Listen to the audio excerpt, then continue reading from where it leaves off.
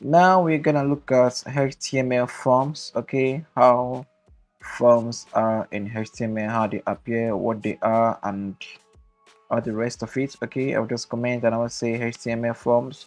Okay.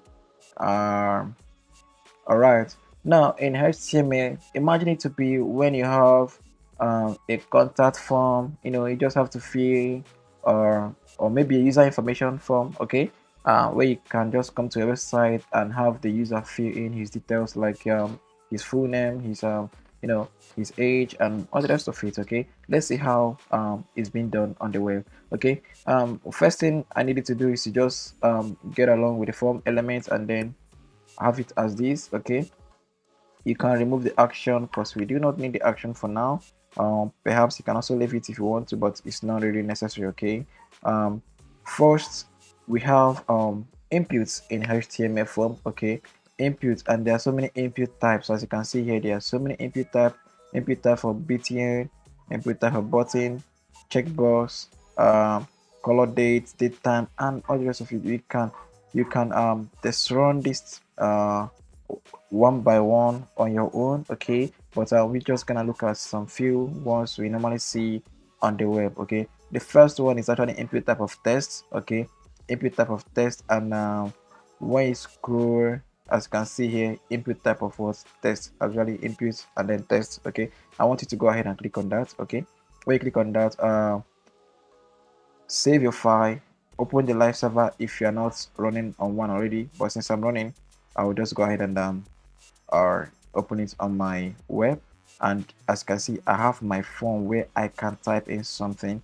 Okay, now this form should be labeled, so let's try to give it maybe a b tag, and then we can just say username, something like that, and then we're gonna have this as it is. Okay, and you might want to just go ahead and add a column here to have it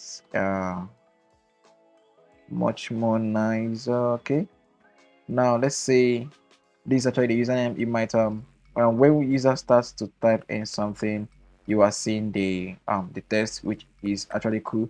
Now let's try the same thing for another input type, and let's say input type of password. Okay, as you can see here, it says here input type of password. Just click on it. I don't want you to click on it, and then you can go ahead and do the same thing here. Copy the b tag. So copy the b tag, and then come to this place, put it up, and then say password. Okay, password. Okay, and then I want you to save and then check your work. We want to add a line break to make it much more neat. Okay, yeah, something like this. Now notice something. Now when I start typing in my username, like John Doe or whatever thing that be your username. Okay, just go ahead and type it. But when you come to the password, even the browser is already recognizing this box as a password box. Okay, now look at this. I start typing and I am seeing asterisk. Okay, that's because we specify that this particular input box is a type of password. All right, is a type of password, and when it says a type of password, the browser already recognizes it as a password box, and it knows what to do with it from there. Okay, and the same thing really happens when it comes to input type of email. Okay, let's try to say input type of an email.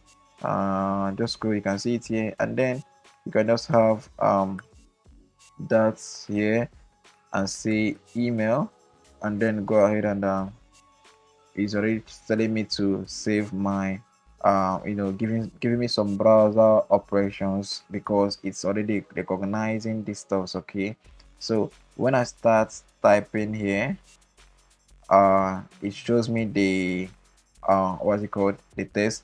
But I don't want to show us something. Okay, I don't want to show us something. Let me see, let's get along. Let me put this and then do an input type of submit. Actually, in any form there must be a submit button. Okay, just go ahead and get input type of submit, and then in the value just say submit, something like that. Okay, in the value. That's where you have to write the particular placeholder that you want. All right, and then I will just click here, as you can see here. Okay, now where you have your email typed in, your password typed in, your username typed in, you can just go ahead and click on submit. But notice something now. Okay, when I clicked on submit, it says please include art. Okay, it says please include art in the email address, blah blah blah blah blah is missing, and art. Okay, that's because we specify that this is an email box, and because it is an email box, the browser is really expecting us to have at this dot that in our email. Okay, so I need to go ahead and put it, okay, at this dot that, whatever thing it is. Or just make sure you put put a correct email there when you try to work with in production actually. So just go ahead and click on it. It will now do some operations, and in my own case all it did was just to refresh. Okay, that's just the default it should do. Okay, and that's what I want you to know for now. And then let's try to do some things. There is something called placeholder in this input, and I really want us to go ahead and check on it. All right, let's say placeholder. When you come to any of the inputs and then add placeholder, you cannot say type in your username. Okay, and then when you come to the browser, you can see it says here type in your username, and when you start typing, the placeholder disappears. Okay, I believe you must have experienced this and in the web, maybe one or two ways we are trying to, one or two times we are trying to fill in a form in the web, we saw something like this. Okay, this is actually how it comes about. Okay, and that's what you should know about that. And then there are some other ones like I made mention initially. There are some ones like IMP type of let's check for checkbox. Okay, checkbox, and let's see how it looks like. As you can see, this is a checkbox where you can check and uncheck your box. Okay, I will need to just add a BR so that you can be able to see it clearly, and then something like this. Okay, a checkbox, you can check and uncheck. We also have a radio button. Okay, also have a radio button. We're gonna say input type of radio, and I'm gonna explain in a second what that means now. Okay, input type of radio, and you wanna say, let's give this, let's say we have two radios. Okay, let me copy this now. Let me just copy this and then paste it again. All right, so we have two radio buttons right now. As you can see, this is a radio button. You can just click and click on this. Okay, but when it comes to a radio button, you are only permitted to select one out of many. Okay, one out of many. Just imagine it when you're taking up a CBT examination. Okay, we are taking up a CBT examination, and you have an option from A to maybe A to D. Okay, you are only permitted to select only one out of all these radio buttons. Okay, so what happens there right now, we are being able to select two of these, but it is not proper. Okay, so what should happen, what you should know is that for any, let me take it up on in a practical, in a real life example. Let me say if question one of the CBT test you're writing is how many days are there in the month of January. Okay, how many days are there in the month of January, and then we have some let me just go ahead and type it. Let's just start working something. Let me just say how many days are there in January, right? Good. And then we're gonna have our first option to be maybe 20. The next one says 30, and then we're just gonna let me break this line. Okay, let me say we have more of these. I'll just break the line, and then it says 31, and then 28 for the last. Okay, says here 28. Okay, let's see how it looks like. Good. How many days are there in January? I believe this is actually beginning to look like a real life scenario where you take your CBT test, right? And then we are having this kind of a thing in our CBT, on our web actually. And we should be able to take only one answer, right? But if the user can only take up to 4 answers at a time. So how does it work? Now, if peradventure this is actually the question one, each of the options in question one should have the same name type. Okay, so you might say one, just in that name attribute. Okay, this is called attributes. This name here is called attribute. These names here, and even the placeholder, the type, and all the rest of it, they are all called attributes. So all of them, as long as they are part of question one, they should have the same attribute. Okay, so when the user comes now, he can now select only one at a time. As you can see, I can now select only one at a time. Okay, now if peradventure we have maybe question two, let me just go ahead and copy this thing as this, and then I'll say this is actually my question question and number two, and then I'll just come here, and because I'm still having the name tag and the name attributes of my question two to be one, you will notice that I can only select one at a time, even in the both questions. So what I need to do right now is just to change for number two. I will just make sure that the options for number two are still unique from the one in number one. Okay, something as this. Sorry, something as this, and then it means that these options here are only specific for or unique for question number two.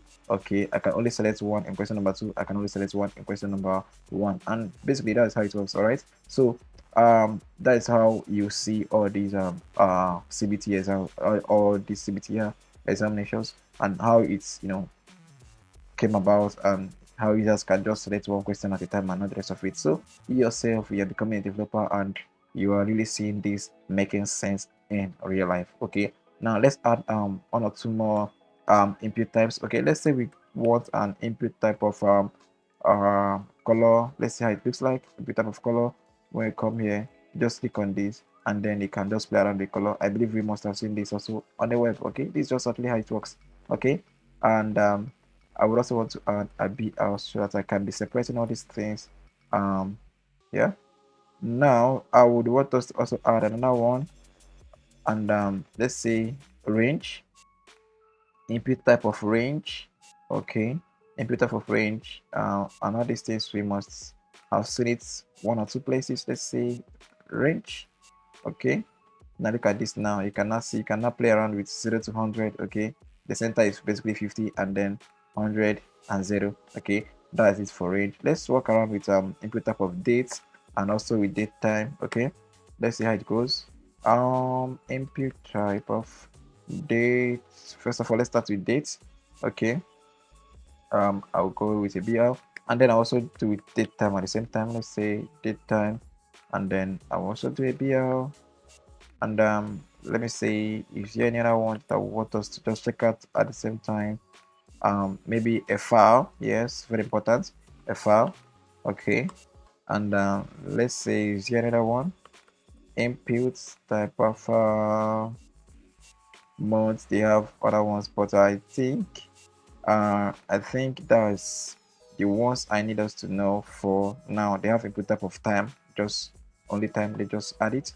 Okay, you can go ahead and test learn all these things. All right, is there on your system, and make sure you explore them by yourself. Now let's see this. Now this is actually input type of dates. All right, yes, where you can select only dates. This input type of dates, you can select only dates, and then let's see what we have after the dates. We have you have date time, and this isn't how it should be. I don't know why it's only showing us as though it's a normal test. Okay, let me try to comment that and see why it is that way. Okay, all right, I don't know why it's that way, because it should basically be it should be like where you can select both date and time at the same time. But how be it, I believe we understand what I'm trying to say. This one says here normal dates. Okay, and then this one says here input type of file. In the sense that when you click on it, you can be able to select your file. Let me say I selected this web dev cover. Okay, I selected it, and then it shows here web dev, and then we can now submit it to the URL we want to submit it to. Okay, the next one says input type of time. You can just go ahead and pick up your time. Okay, and that's basically it. All right, and these are the much I want us to really know as of now. Okay, and I hope you also have grabbed something out of it, or and I would want to see you right in next episode as you also dig into some other stuffs in HTML. Thank you so much.